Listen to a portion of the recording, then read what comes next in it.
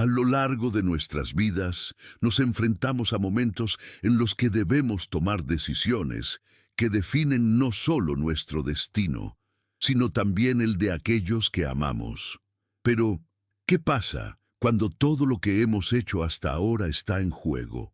¿Seríamos capaces de hacer lo correcto, incluso si eso significara arriesgar todo lo que tenemos?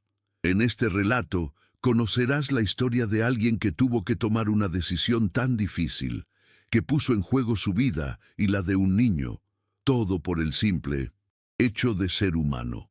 Si te gusta este tipo de contenido, no olvides suscribirte a nuestro canal Cuentos para el Alma, donde publicamos 3 videos al día. Dale like si te ha gustado esta historia y déjanos un comentario diciéndonos de dónde eres y a qué hora nos escuchas. Nos encanta saber de ti. Marta apretó el pequeño y cálido cuerpo contra su pecho con los dedos temblorosos mientras acariciaba la cara del bebé. Su piel estaba húmeda y pálida, y sus labios ligeramente azulados. Lo sacudió, de nuevo, primero lentamente, luego con más urgencia. «Por favor», dijo con voz ronca y quebrada. «Por favor, despierta». Juanito no se movió. Su cabecita se ladeó. Demasiado pesada, demasiado extraña. Marta acercó la oreja a su diminuto pecho y solo sintió un débil susurro. Un corazón que latía demasiado lento, demasiado lejos. Sus lágrimas cayeron sobre el mameluco, a rayas que ella misma había lavado esa mañana. Miró el biberón vacío en el suelo. El líquido claro aún brillaba en el plástico, transparente. Raquel había sostenido ese frasco con sus uñas perfectas, pintadas de rojo. Había vertido el contenido en el biberón con la misma indiferencia con la que se sazona una ensalada. Y Marta se había quedado allí parada, paralizada entre el miedo a perder su empleo y el terror de ver morir a un niño. Ahora, sentada en el suelo frío de la cocina de la mansión González, Marta sostenía en sus brazos la prueba viviente de su cobardía. 6 meses antes, cuando había tocado el timbre de esa casa por primera vez, sus manos también temblaban.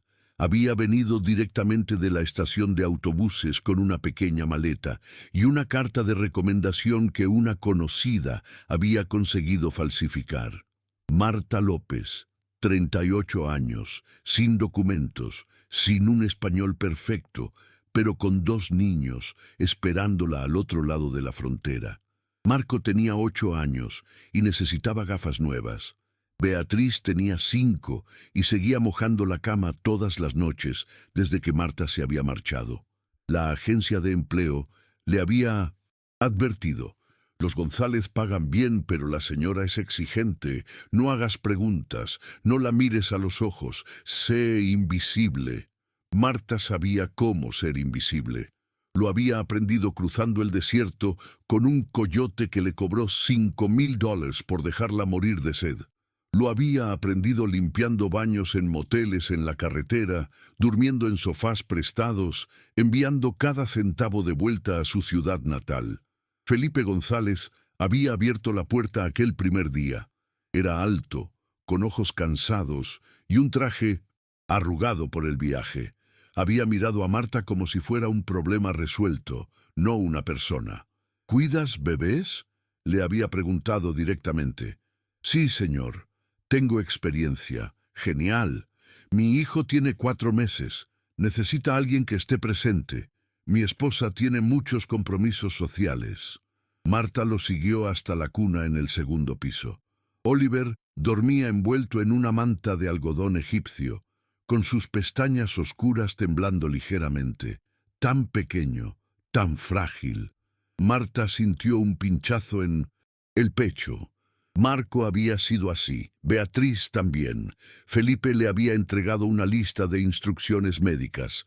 Oliver había nacido prematuro, pulmones sensibles, fórmula especial cada 3 horas, temperatura controlada, visitas semanales al pediatra.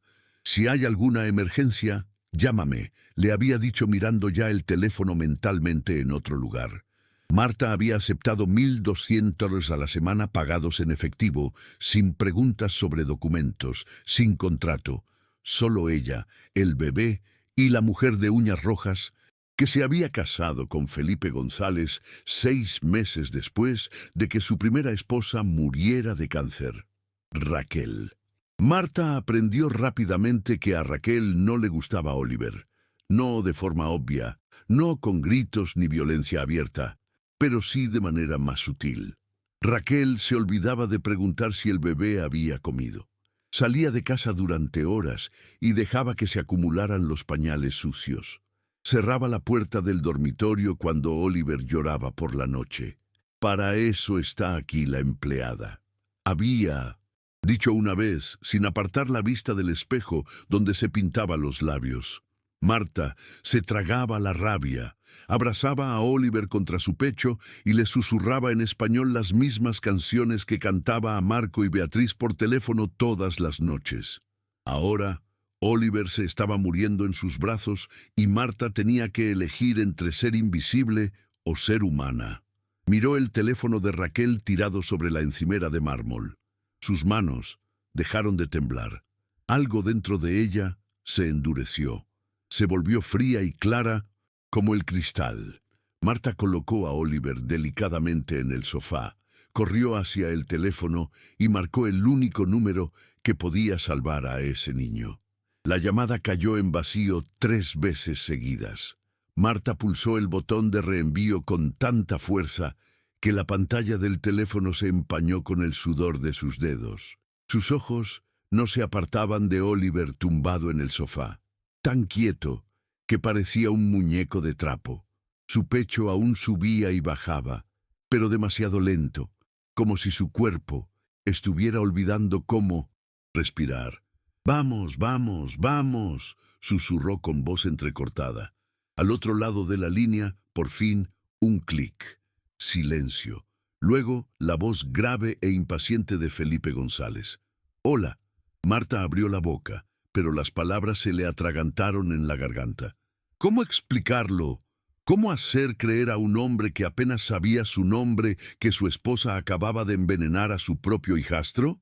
Marta abrió la boca, pero las palabras se le atragantaron en la garganta. ¿Cómo explicarlo? ¿Cómo hacer creer a un hombre que apenas sabía su nombre que su esposa acababa de envenenar a su propio hijastro? «Hola, ¿quién es?», preguntó Felipe. La irritación ya empezaba a notarse en su tono. «Señor González», forzó Marta, su voz temblorosa y desesperada. «Soy Marta, la empleada». Una pausa. Oyó ruidos de fondo, voces lejanas, el ruido sordo de un aeropuerto. «Marta, ¿por qué llamas desde el teléfono de Raquel? ¿Ha pasado algo?» «Su hijo, Oliver, no está bien», dijo Marta, cada palabra saliendo entrecortadas. «No se despierta, señor. Creo que necesita ir al hospital». «¿Cómo que no se despierta? Ayer estaba bien cuando hablé con Raquel». Marta cerró los ojos. Podía parar ahora. Podía decir que era un malentendido, que el bebé solo tenía sueño, que ella había exagerado. Podía colgar, devolver el teléfono y fingir que nada había pasado. Raquel volvería en unas horas. Encontraría a Oliver muerto en el sofá y Marta sería solo otra testigo silenciosa de una tragedia inevitable. Pero cuando abrió los ojos y vio esa carita pálida, los labios entreabiertos, las manitas cerradas e inmóviles, algo dentro de ella se rompió. «Su esposa le dio una medicina», dijo Marta en voz baja, «medicina para adultos, para que dejara de llorar. Intenté impedirlo, señor, le juro que lo intenté, pero ella dijo que si decía algo diría que había sido yo». El silencio al otro lado de la línea fue tan profundo que Marta pensó que la llamada se había cortado de nuevo. Entonces Felipe habló, y su voz había cambiado por completo. Ya no era impaciente, era peligrosa. «¿Qué estás diciendo? Tomó la medicina hace 2 horas», dijo Marta rápidamente. «Lo sujeté. Intenté hacerle vomitar, pero no salió nada. Respira. Pero está muy débil, señor. Muy débil». Felipe tragó saliva. «No sé qué hacer. Tengo miedo. ¿Dónde está Raquel ahora?» «Se ha ido», dijo Marta, su voz quebrada. «Nos ha dejado solos. Ella Ella dijo que si se lo contaba a alguien me deportaría. Marta oyó cómo su respiración se aceleraba, se volvía más dura. Escucha bien lo que te voy a decir, dijo Felipe lentamente, articulando cada palabra con precisión. Ahora vas a colgar y llamarás al 911 inmediatamente. Di que es una emergencia pediátrica, que tu bebé está inconsciente. Enviarán una ambulancia, ¿lo has entendido? Sí, señor. Y Marta hizo una pausa. Gracias por llamarme, por no dejar que mi hijo muriera solo. La llamada se cortó. Marta se quedó quieta, sosteniendo el teléfono contra su pecho, sintiendo cómo su corazón latía como un tambor. Acababa de cruzar una línea invisible. Raquel iba a volver, Raquel iba a descubrirlo, y cuando lo descubriera, Marta no tenía ninguna duda. Esa mujer no iba a parar hasta destruirla. Pero Oliver seguía vivo. Marta respiró hondo, marcó el 911 y esperó. 3 tonos, 4, suaves. 911. ¿Cuál es su emergencia? Mi bebé, dijo Marta en un inglés entrecortado, dejando que las lágrimas finalmente cayeran. Mi bebé no se despierta. Por favor, vengan rápido. En favor. Dio la dirección. Respondió a las preguntas de la operadora con voz temblorosa. Puso a Oliver de lado, tal y como le indicó la mujer. Abrió la puerta principal y luego se sentó en el suelo a su lado. Le cogió la manita fría y esperó a oír el sonido de las sirenas. Afuera, el cielo empezaba a oscurecerse. Las luces de la mansión se reflejaban en las ventanas como ojos encendidos, observándolo todo. Marta sabía que acababa de firmar su propia sentencia, pero por primera vez en 6 meses no se sentía invisible. Se sentía humana. Las sirenas rompieron el silencio del barrio de los González como una blasfemia. Marta vio a los vecinos asomarse a las ventanas con rostros curiosos, apretados contra cristales caros, tratando de entender qué hacía una ambulancia en la entrada de la mansión. Los paramédicos bajaron del vehículo con eficiencia militar. Un hombre de unos 40 años se arrodilló junto a Oliver mientras una mujer rubia preparaba el equipo. Marta intentó explicar lo que había sucedido, pero las palabras salían confusas, mitad en inglés, mitad en español, todas empapadas de pánico. ¿Cuántos años tiene?, preguntó el paramédico mientras comprobaba los signos vitales de Oliver con manos firmes. 10 meses. ¿Qué ha ingerido? Marta señaló el biberón en el suelo. La mujer rubia lo cogió con un guante, lo olió y frunció el ceño. Difenidramina, le dijo a su compañero. Alta concentración. El hombre miró a Marta y había algo en su mirada que no era juicio, sino reconocimiento, como si ya hubiera visto esa escena antes en otras casas con otras mujeres temblando de miedo. ¿Quién le dio eso? Marta abrió la boca, la cerró. La voz de Raquel resonó en su mente como una uña arañando una pizarra. ¿A quién van a creer? ¿A la esposa del millonario o a la empleada ilegal? Yo, comenzó ella. La verdad, dijo el paramédico en voz baja, sin quitar las manos de Oliver. Necesito la verdad para poder ayudarlo. Marta sintió que las lágrimas le quemaban los ojos. La señora, su madre, se lo dio porque no dejaba de llorar. La mujer rubia dejó de hacer lo que estaba haciendo. Intercambió una mirada con su compañero. Ninguno de los dos parecía sorprendido. ¿Dónde está ahora? No lo sé, dijo Marta. Se ha ido. Pusieron a Oliver en una pequeña camilla. Le conectaron tubos, máscaras, cables. El bebé parecía aún más pequeño, rodeado de toda esa tecnología. Un pajarito caído en un nido de metal y plástico. ¿Sobrevivirá?, preguntó Marta con voz quebrada. No lo sé, respondió el hombre con brutal honestidad, pero si no hubiera llamado, seguro que no. Llevaron a Oliver dentro de la ambulancia. Marta fue detrás, pero la mujer rubia la agarró del brazo. ¿Es usted la madre? No, soy la niñera. Entonces no puede ir, solo la familia. Marta sintió que el suelo se abría bajo sus pies. Pero yo cuido de él. Él no tiene a nadie más aquí. La paramédica dudó. Miró a Oliver. luego a Marta. Había compasión en su mirada, pero también límites profesionales que no podía traspasar. Lo siento. Las puertas de la ambulancia se cerraron, las sirenas volvieron a sonar y entonces desaparecieron en la curva de la calle, llevándose a Oliver lejos de ella. Marta se quedó parada en la entrada de la mansión, sola, rodeada por el silencio inquietante que sigue a la tormenta. Las luces de los vecinos aún brillaban en las ventanas. Podía sentir las miradas, las especulaciones, los juicios que ya se estaban formando. La empleada mexicana, el bebé casi muerto. ¿Dónde está la señora? Marta volvió a entrar en la casa y cerró la puerta. Le temblaban las piernas. Se apoyó en la pared y se deslizó hasta el suelo, abrazándose las rodillas contra el pecho. Había hecho lo correcto, lo sabía, pero el miedo seguía creciendo dentro de ella como una piedra en el estómago. Raquel iba a volver, y cuando lo hiciera, querría venganza. Marta miró su teléfono móvil guardado en el bolsillo del delantal.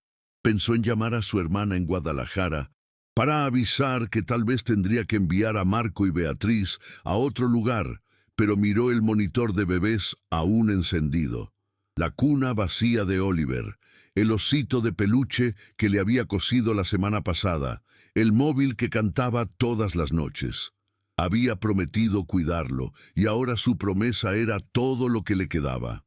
A las 7:30, el ruido de un coche entrando en el garaje la hizo levantarse. Raquel había vuelto. Entró con bolsas de la compra, el pelo perfectamente peinado, los tacones resonando en el mármol como sentencias martilladas. Se detuvo al ver a Marta, que aún no había dejado el lugar.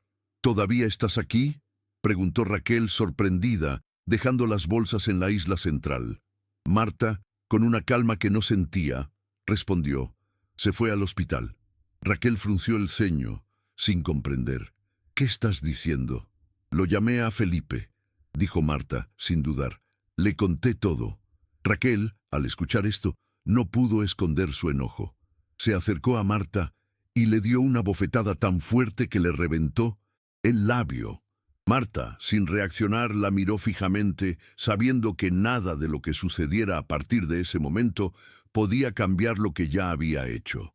En ese momento, Felipe irrumpió en la casa. Llevaba la chaqueta del traje abierta, la corbata torcida y el rostro pálido de quien había pasado horas en un avión desesperado por llegar a tiempo. Sus ojos se posaron primero en Raquel, luego en Marta, y luego volvieron a Raquel.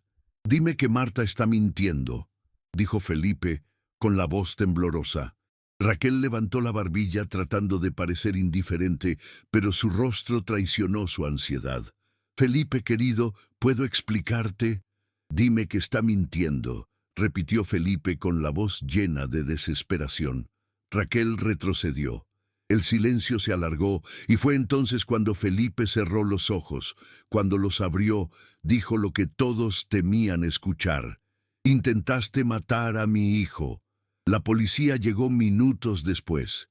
Raquel fue arrestada, aún gritando que todo era un malentendido y que Marta había inventado todo por venganza. Felipe no dijo ni una palabra. Se quedó parado, observando cómo la mujer que había sido su esposa era llevada en el coche patrulla, sin mirarla, sin reproches. Solo la pena, la culpa y la vergüenza se reflejaban en su rostro. Cuando las luces de la policía desaparecieron, Felipe miró a Marta y en sus ojos había algo que ella reconoció. Una culpa profunda, inconfundible. «Oliver, ¿está bien?», preguntó Felipe con voz quebrada. «No lo sé. No me dejaron ir con él», respondió Marta, la angustia todavía marcando su voz. Felipe pasó la mano por su rostro y Marta lo vio temblar. «Voy al hospital ahora mismo». «Yo iré contigo», dijo Marta con firmeza. «Le prometí que lo cuidaría y no voy a romper mis promesas». Felipe dudó un instante, pero luego asintió. Juntos se dirigieron al hospital, con el corazón apesadumbrado, pero decididos a hacer lo que fuera necesario por Oliver. En el hospital, se dirigieron directamente a urgencias pediátricas.